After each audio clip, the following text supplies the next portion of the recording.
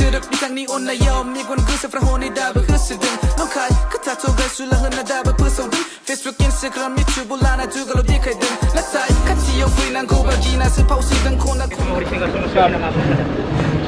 हरिसिंगा बियाबाव जों गासैबो समस्थियाव बुथ प्राइमारि आरो VCDC मिटिं खालामदों थांनाय जानुवारि मासनिफ्राय माखासे खामानि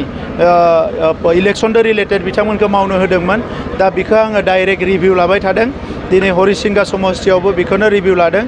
आरो बे जानुवारि मासनि उनाव जि मोनसे पोरमेन इलेक्शन मेनेजमेन्ट थियरि लानानै खामानि मावदोंमोन बेवहाय 40 समस्थियाव ओरैबायदि समस्ति गैया जेराव जोंहा 7000 फेमिलि गैया 7000 फेमिलिनि बांसिन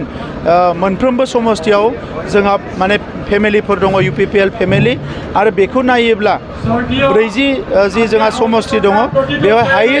हाइएस्ट जे समस्ति बेखौ UPPL आ मोननो थांगासिनो दङ हरिसिंगा समस्तिया थांनाय बोसोराव बा 5 बोसोर सिगाङाव जेसे भट मोनना देरहादोंमोन बिनिख्रुइ डाबल मार्जिनाव देरहानो थांगासिनो दङ आरो बेजों लोगोसे जोंहा सनितपुर जिल्लायाबो बेवहाय दाजाबदेरनायजों एबार जोङो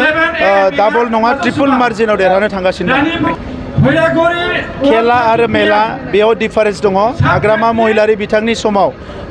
मेला होदोंमोन जौ जुवानि जोंनि समाव जोङो मेला बानायदों सोलोंथाइनि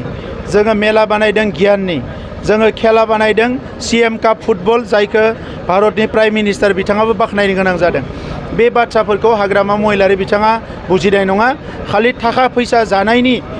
थांखिजोंल' बिथाङा बुङोखाय जोंनिखौबो सानदो जे बिथाङा थाखा फैसानि थाखाय बानायदों नाथाय बेफोरबायदि मेलाया जेराव सोलोंथाइनि मेला जादों गियाननि मेला जादों जोंहा थुनलाइनि मेला जादों बेफोरो जोंनि हारि आरो ओनसोलखौ मुलुगनां थाखोआव दावगालांनायाव जथेस्थ' मदद खालामदों